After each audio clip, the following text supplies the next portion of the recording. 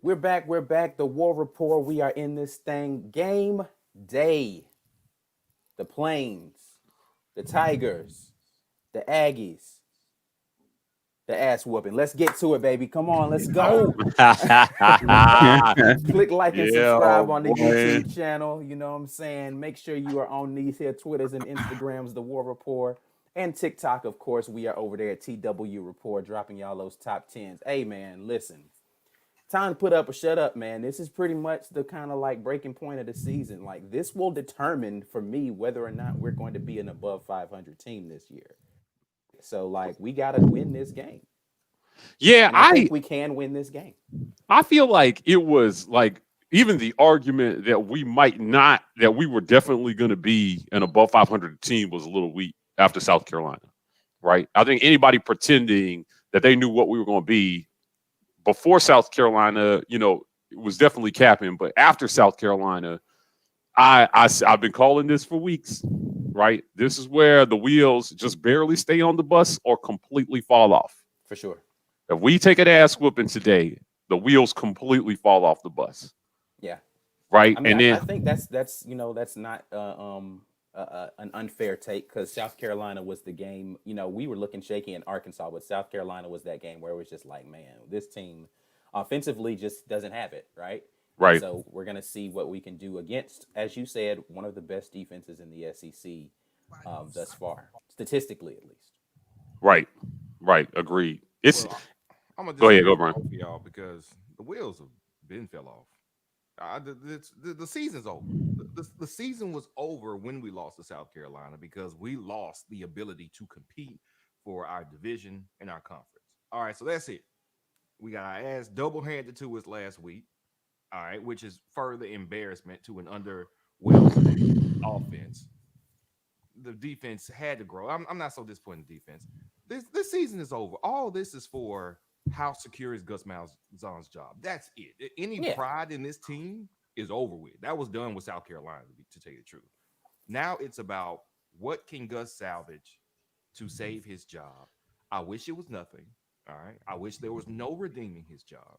However, we know that he likes to fight for his job. I told y'all before LSU, even though LSU was bad, we were probably going to beat them anyway. He ain't going to lose to LSU because that was his job. We beat the defending national champion. Yeah, all that looks great. So he saved his job that time, lost to Bama. Now he needs some more save the job juice. So he's about to inject some with either a save win. the job, juice. No, you stupid. You stupid. You stupid. With either a win, like I cannot predict it, or a very competitive game to show that he still has the team engaged and on his side. We're gonna get one of those, and that's part of the reason I think we're gonna win this week to redeem the wash out the taste of our mouth from last week when we looked terrible, and to save Gus's job because he's good at this. We've got 7 years of evidence. Save Gus's job is a button on the wall in his office, and he presses it after he You terrible. got easy. You got an I was easy about to say button in his the office. Staples easy button. Oh, That well, was easy. that's it. Contract extension. Yeah. 49 million. So yeah, the season is over. This is now about what Gus can show to the fan base and the administration regarding how he can have a team respond and or improve after a big letdown and with some underwhelming performances this season. All right. Well, let's get to it then. Let's start talking about the keys to the game today, and let's say like what are the things that you feel like we need to do, to make us be in a place where we're going to put a W on the board, regardless of whether you felt you predicted us to win or not. What are your keys for us to be able to win? I'm gonna start with Caesar on this one. What you got, man? Key to the game is the Auburn defense in this game. Listen, our offense 8 games in is still a mystery, right? We just don't know what we're going to expect with this offense from week to week. And we've got some key injuries to key contributors. Our best player is not 100%. We probably will see him playing because that's what Gus likes to do, just play people who are injured and not give other people a chance. But I expect the offense to play better at home, but to give us a realistic shot, our defense has to step up. Currently, man, we rank 10th in the SEC in rush defense. I think we're giving up 162 yards a game. Yeah. That has to come down significantly to give us a fair shot at this game.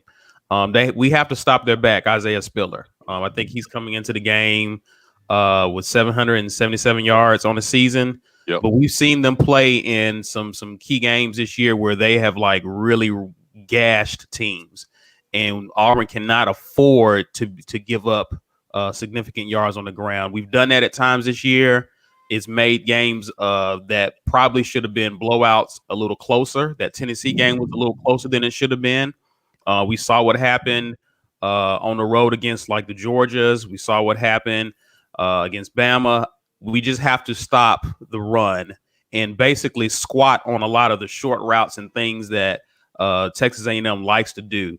The thing with Mond is while he's thrown for 16 touchdowns and only 2 picks on the year, he's only completed like a little under 60% of his passes for the season. And so if I'm Auburn, I'm squatting on all of those makeable throws that Kellen Mond likes to complete and make him have to beat us downfield. When he has to throw downfield, like he has not been that impressive. They like the nickel and dime defenses and get up the field. I feel like if our defense comes out almost with a similar game plan that Bama had against us last week, I think it sets us up offensively. Whatever we come out with on offense, it gives us a realistic shot. As opposed to, I think some people had said last week they felt like they were frustrated at halftime of the Iron Bowl because they felt like it was a winnable game. I wasn't among those people who felt that way, but this week, I feel like this can be a winnable game. I just need to see the defense really return to playing almost in a dominant fashion and really making Mond uncomfortable back there. Yep. All right, Mike G, talk to us a little bit about what you have for your keys to the game today. Don't suck. That's pretty much it, right? Don't like suck. That's always a key. Right. Like I'm baffled that we're, in the next to last week of this season, and we still aren't unsure about which team is going to show up on the field. Right. Like, right. I think that speaks to, something that we said, earlier this week, in that Gus has only really been consistent at being inconsistent. Right. And that inconsistency is been the bane of his tenure at Auburn. Right. And as Auburn fans, I mean, we've been kind of going through this since we were in school there, fellas. Like, it's a good year, a decent year, and then a bunch of bad years. And then out of the blue, we have a great year. And we've been really searching for that consistency for a coach to come in and bring a process that produces a consistent result from year to year. Right. Like, listen, Bama doesn't win it every year. They're in the conversation every year. Right. LSU, arguably, I mean, I've rarely seen a team that had to replace as much as they did after a national title. Like wow, and to Brian's credit, he called it. He was like, they're not going to be as good. They weren't. Right now, their quarterback Miles Brennan getting hurt really kind of put a damper on anything their season could have been. I believe that. He was top 3 quarterbacks in the SEC until he got hurt. Right, like he was slinging the ball, and their offense was producing points. And then once they got stymied offensively, after all the losses defensively from last year's squad, there wasn't enough left there to kind of carry that team and fill the gap. And I'm just looking around the SEC, man, and I'm looking at Jimbo Fisher in his 3rd year, and he's got Texas A&M in prime position with 2 winnable games to just slide in this playoff. Now, we put out our top 10 last night, right? And we've got Texas A&M sitting right there in that 5 slot, right? And if they win out, they just have to wait for the dominoes to fall. Ohio State has only played 3 games this season, fellas, or 4 games this season. I don't even know if they're going to qualify for the playoff at this point, right? So they might be out by default. Which already, if the standings finish the way, I'll be interested to see what the committee does. If the standings finish the way that they are right now, Jimbo has got his team in the conversation at the end of the season, right? In year 2 or 3. And that's where I think, like, I know the SEC West has been tough. I mean, listen, we are that, like that ancillary division to the NFL, it feels like, from year to year. right? Competition is tough. Recruiting is tough. Bama is in our conference. I mean, there are 4 teams in our there are 3 teams in our division that have won a national title in the last 10 years, right? I mean, what name another league that can claim that, right? In a single division. So I know it's hard. I know the task that they're up against is tough. But today, right, like, I could sit here and pretend that I'm going to watch this game statistically. And for me, I want to see these guys go out there and put some effort in. I want to see, Bo Nix just manage the game. I'm not if he has a great game, I'm just like, whatever. Until you can do it 3-4 games in a row or against better competition on the road, I'm not going to get excited about anything that I see from Bo Nix. I'm not going to get caught up in all the sunshine pumping. Oh, I think he's turned the corner, right? Like, nope, I'm sorry. He's played with my emotions too much for the last 2 years. So I'm going to leave that sitting right where it's at. And the key to the game really is just going to be, these coaches, man, how do they rebound? To Caesar's point, last week's game wasn't winnable at any point. And if you are saying that it was winnable at any point, you are capping. From kickoff, we were beat. We had no chance in that game based on what I saw that we put out on the field. So, what I'm looking for today is I'm just looking for a decent game plan to not, like, if Kellen Mond plays to his averages, we lose. Tell you that right now. He doesn't. If he completes, just Caesar said 59% of his passes, but throws for a few touchdowns and doesn't turn the ball over like he has not. If we can't turn him over, we lose. Right. So it's a lot to put on the defense. I feel like they've had some growing pains this year, but I've actually seen the promise in them that I haven't seen offensively. Right. Offensively, we look inept, and our offensive line situation is a mess. And and I'm really disappointed that the depth isn't there, right? For what is a perennial top 15 recruiting school, to not have the depth at places like offensive line is crazy, right? I expect that to be next man up. I expect people to come in and be serviceable and at least be good at run blocking or pass blocking or be able to do something good. So, today I'm watching the game with a little bit of a different eye. Like, my Auburn football practice film guy eye is off, right? Like, I've seen enough.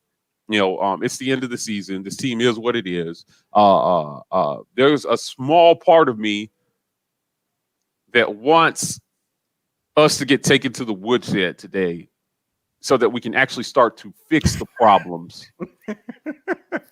Right? I'm getting on the Brian train. Like, I'm like, maybe if we get beat bad enough, they'll stop thinking that this thing is fixable by the people that we have, and we can move on. I hate what it's going to mean for a lot of the coaches on the defensive side, right? Like, Travis Williams, Kevin Steele, like, these guys over here are doing a great job. I just feel like their efforts are being wasted every year by a head coach who can't pull everything together.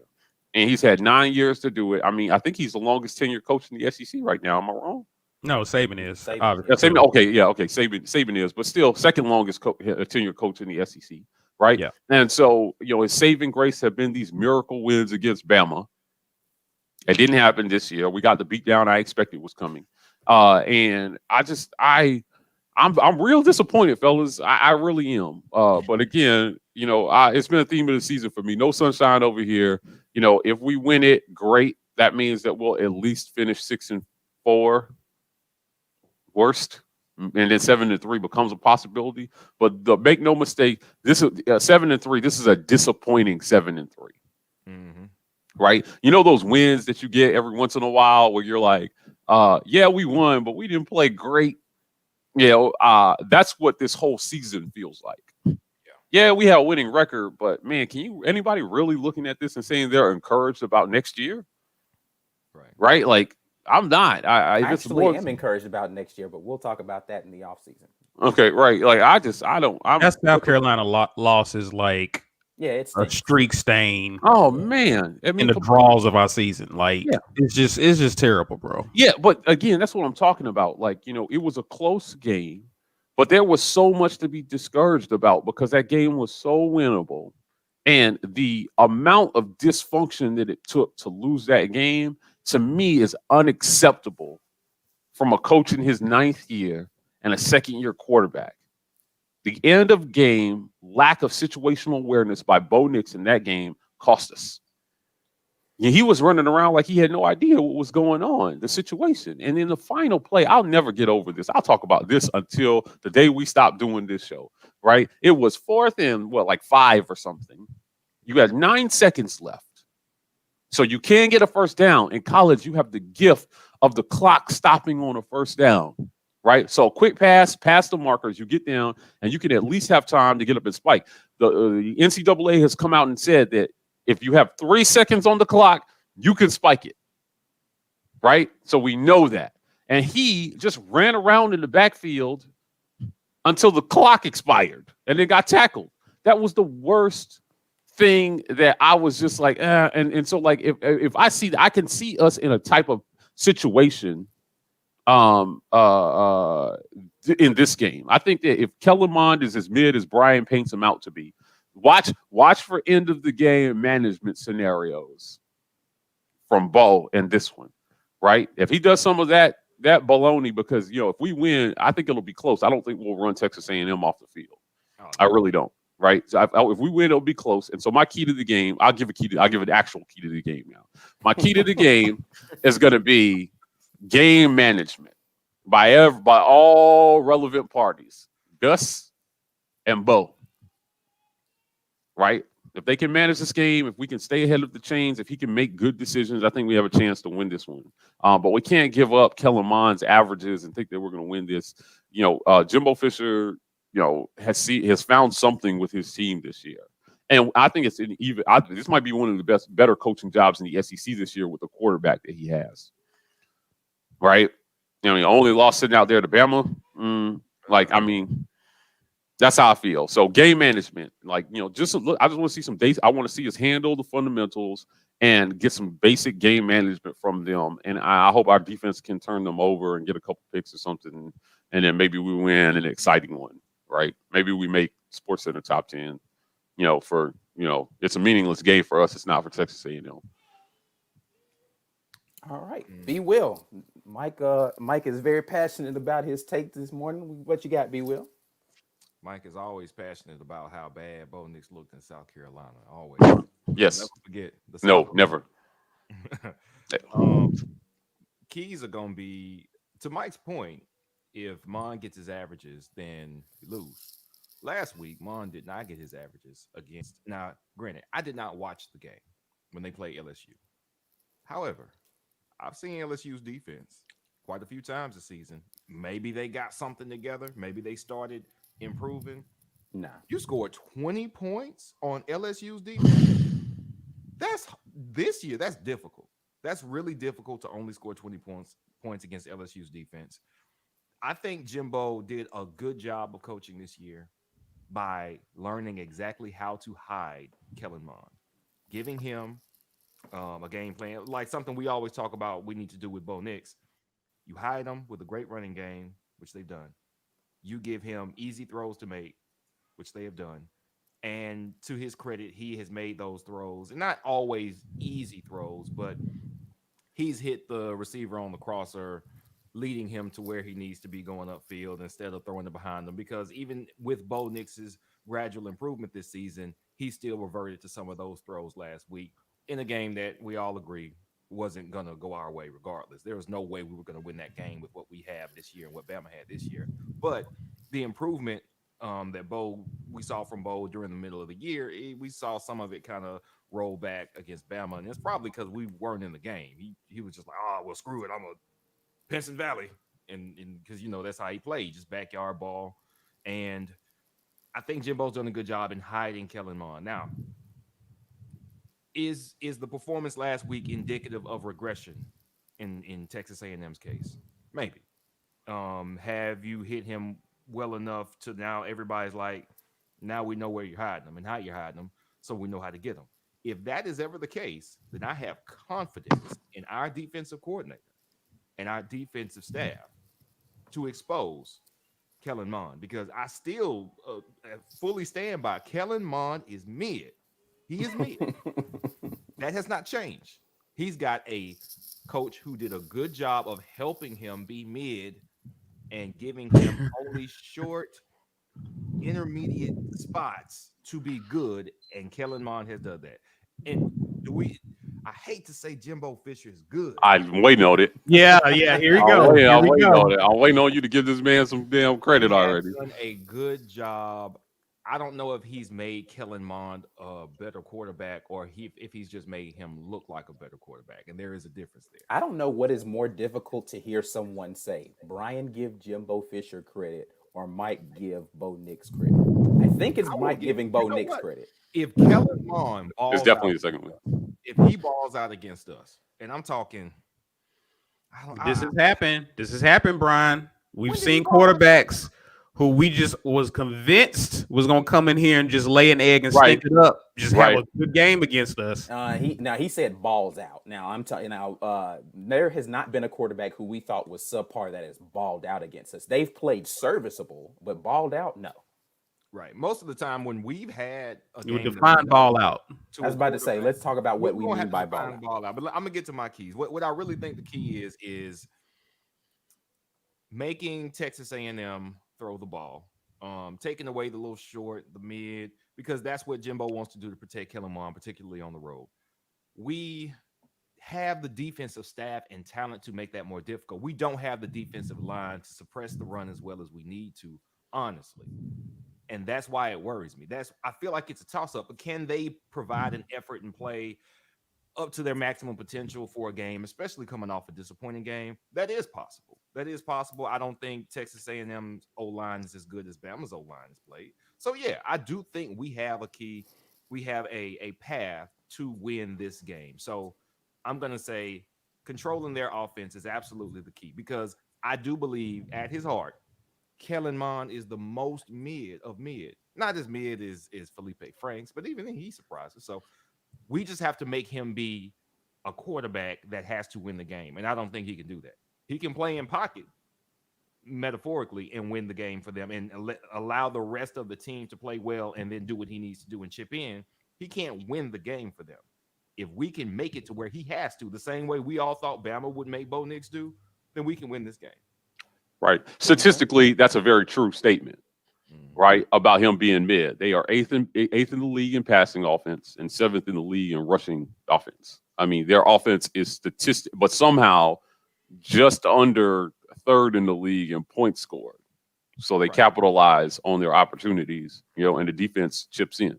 Right. Like, so, I mean, I agree with you 100% about him being mid, even though he just, I think the key for him is that in all his midness, he doesn't turn the ball over. Right. This year he has avoided the turnover. So let's talk. Let me get into my keys here for the game. For me, it's really going to be about making sure that we can get into third and manageable on offense. Third and short. Texas A&M is in the bottom half of the league in being able to stop teams on third and short. And for me, sustaining drives, and I've been talking about this really pretty much since we saw an emergence of a run game, sustaining drives is going to be the key for us to be victorious in this game, which means we are going to have to make sure that we're consistently picking up third downs. Getting ourselves into third and short is the way that you're going to make sure this Texas A&M defense gets tired, so that in late game scenarios, you have the ability to continue to run the ball against them. So we need to keep their defense on the field and hopefully remain mistake free. Like, that should go without saying that we don't want to have turnovers. But third and short really is going to be the key for me. If we're in a lot of third and long situations, I don't like our chances against Texas A&M. Third and short, it's really the thing. The other big key, I think, defensively, is you have to see the same kind of effort that you saw against the run that you saw early in the game against Alabama. The difference between Alabama and Texas A&M for me comes down to the quarterback play. Mac Jones is a better quarterback, so he makes them more capable to be diverse offensively. So when you have an offense that now has to be one-dimensional because we're able to shut the run down and you put the ball in Kellen Mond's hands, as we've been saying, I think we have a better shot playing against Kellen Mond than we do against Mac Jones in that type of scenario. So if we can come out early, establish that we're going to shut their run game down, make Spiller be in the hurt box for the first half of that game, and then they come out and they have to adjust to throw the ball more, I like our chances better in that game plan if we can stay into a 3rd and short scenario and keep their offense off of the field. We limit their at bats to maybe 2 or 3 possessions in the first half because we've been able to dominate time of possession, and they have less than 50 to 60 yards running. I like our chances winning the game in the second half of that. All right. So let's go ahead and toss out here some players that we want to see flash on this screen early and often. Guys that you want to be difference makers for us today. I'm going to start this one off with Mike. Who do you have as your difference maker for today? Oh man, I always struggle with this. I struggle with this because my guy almost every week is Anthony Schwartz. I think he is the most underutilized player Auburn has had in quite some time. But he is an absolute threat. He has killer speed. And when you get him out in front, he can catch those deep balls. I mean, like I've seen him have a few drops on, intermediate routes, but going down the field, if you throw a good ball, he's going to catch it, and usually he takes it to the house. So that means that Bo Nix is going to have to actually make those throws, which is what I have reservations about.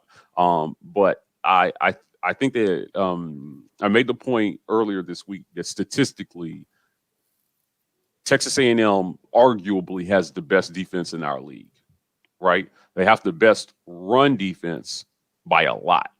So with a possibly hobbled Tank, right? I think that we're going to have to score points in this one. I just wonder, like, I just feel like if we need to score 12 points in this one, Gus will find a way to generate 6, right? So taking advantage of deep plays, because our red zone offense is not great, is going to be a key in this one, and that's why I got Anthony Schwartz as my key player, because he's the one guy we have on offense that can really take the top off of defense, right? He's a true home run threat.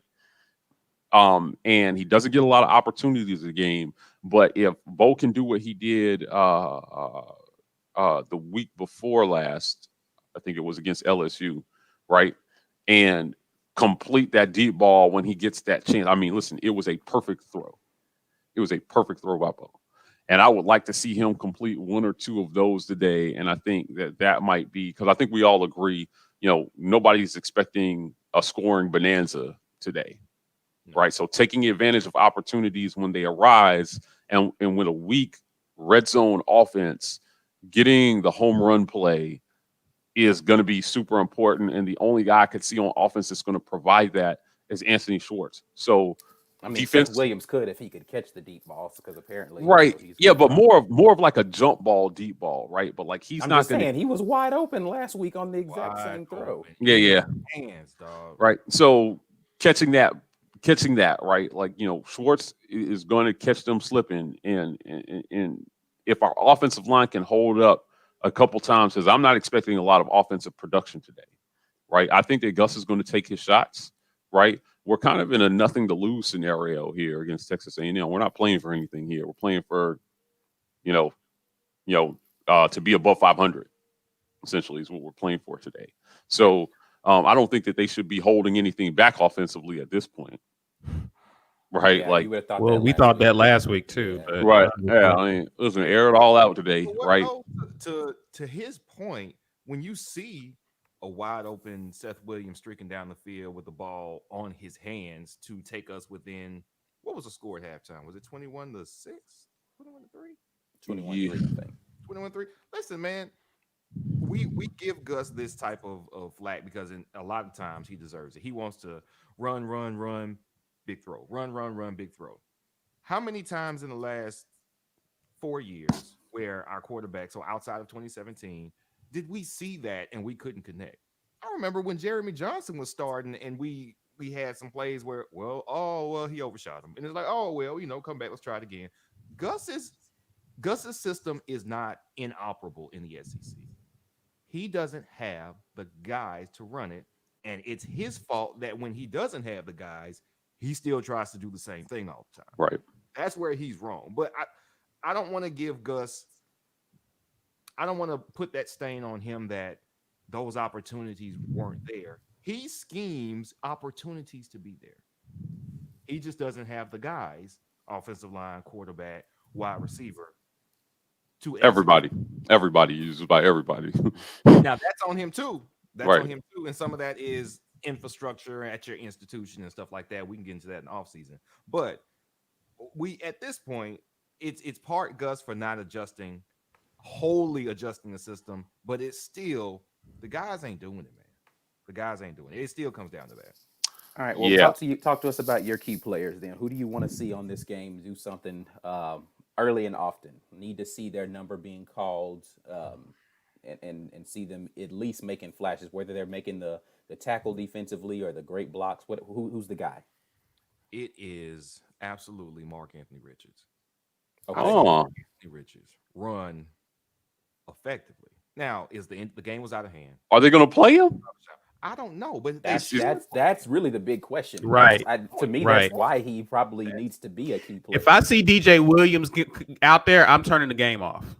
I mean, DJ Williams. I'm he turning the wasn't game off. Effective. He looked effective for maybe one series at some point in the season, so he was hobbled. He's been early. hurt the whole year. Why do they keep trying to make him be a guy that's out there being effective while hurt? Stop doing What is that. it about Mark Anthony Richards that they feel like, listen, you can't redshirt him again. So this is his junior, his redshirt freshman season, whether you play him one game or 8. So play the guy. From what I saw from him, as far as his shiftiness, listen, man. There you go, Caesar. You won't have to. Oh, DJ's out. There we go. So we won't have to worry about that. So it is legitimately a hurt Tank, Sean Shivers, Mark Anthony Richards, who we now know can run the ball. Yeah, he should get the start. Based on what we saw last week, he should get the start, first play. Screw all this Mark Shivers out there to appease people's egos and stuff, right? Like, he ran the ball like a man at the end of that Bama game. He should get the start.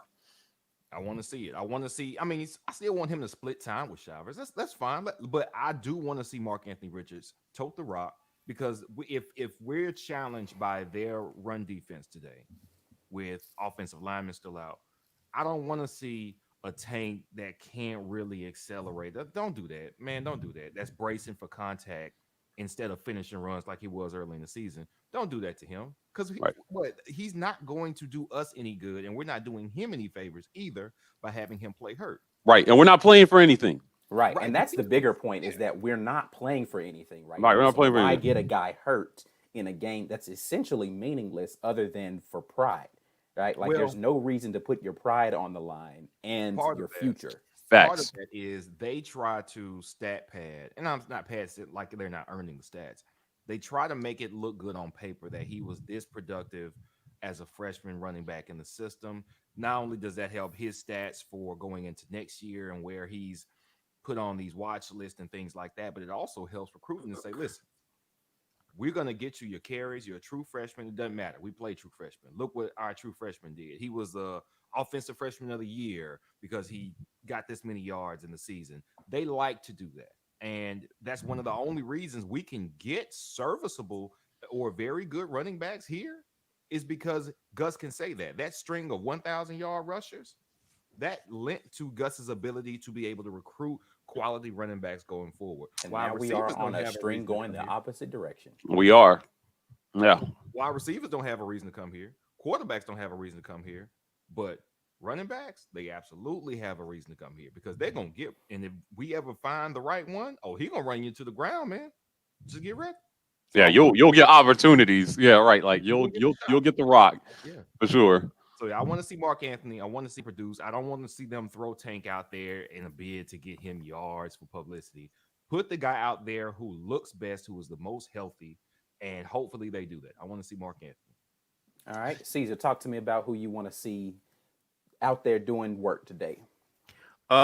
B basically took mine on offense. I definitely want to see him on the field for sure. So B basically said it. I will go to the defensive side of the ball and talk about our linebackers. I want to see Zacoby McClain have a good game. I want to see Owen Papo be disciplined today in their run fits and their gap assignments. I want them to play with some sort of discipline and basically help stop the run.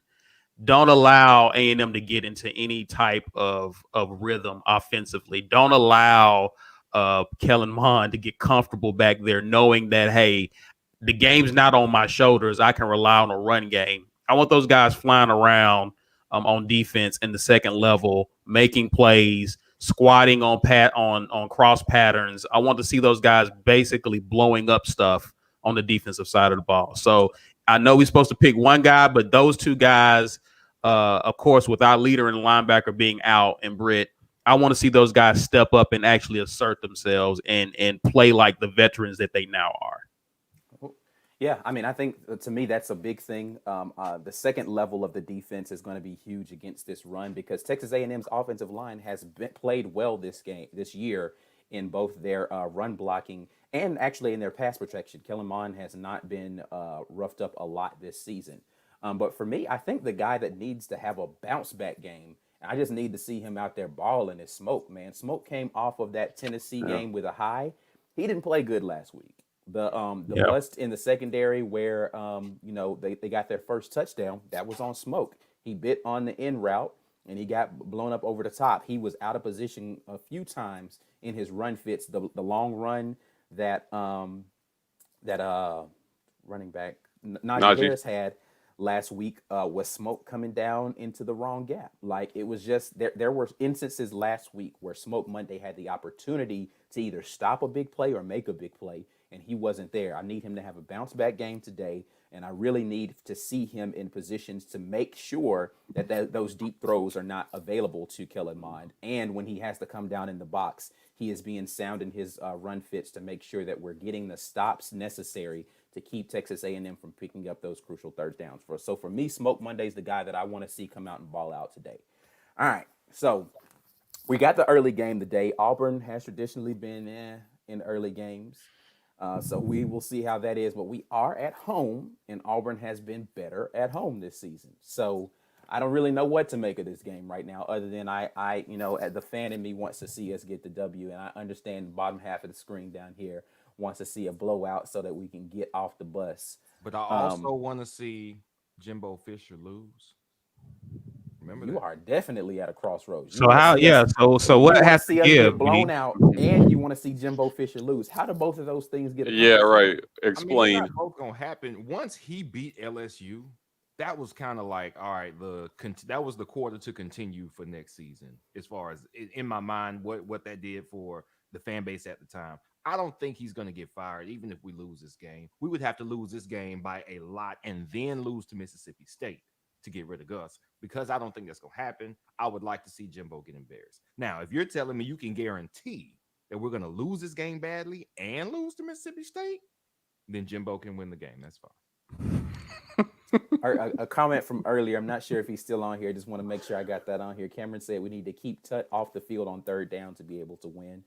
Tut has not been great on third down for us this year. No, I he have is to not. agree with that. No, he is not. What's going on with this man? Like, I don't. Yeah. Is it Yeah, when that he's been defensive spotty line at is best. airing everybody, then the whole secondary can play real brave, and now they just can't no more? Is that what it is? Has he been hurt? Like what? I think the thing about that is the rest of the secondary hasn't been bad. Christian Tut has been true. bad, Yeah. but like He's been a weak link. Yeah. our guys on the outside have done well. Like I said, Smoke has been he's been up and down this season, more up than down. I think it's the opposite for Christian Tut. Christian Tut's been more down than up for us this year. Aside from that scooping score he had against Tennessee, I mean, I can't think of a lot of major plays he's made this year. Yeah, I mean, Right. he's been okay to bad. It's not good enough considering the kind of guy he was for us last year pre-Alabama. So hopefully Christian Tut is getting his way back to being healthy, whatever it is that needs to happen for him to do that. He hasn't been returning punts, so he's not 100% whatever it is, because Gus will put anybody back there to return a punt. Like it just, as long as he feels like the guy can catch, he'll put him back there to return the punt. Doesn't have to even be effective. So I don't really know what the deal is. Can you catch? All right, get back there. Unless the guy happens to be some sort of dynamic playmaker that he doesn't have some sort of affinity towards, Matthew Hill, who just transferred. Whatever, I'm gonna get off of that. But it is what it is. We're gonna cover this recruiting after Mississippi State game. We're gonna Yeah, get into we, that. we got some things to talk about in the offseason to really dissect where the future of this program is going to be. In the But trash can.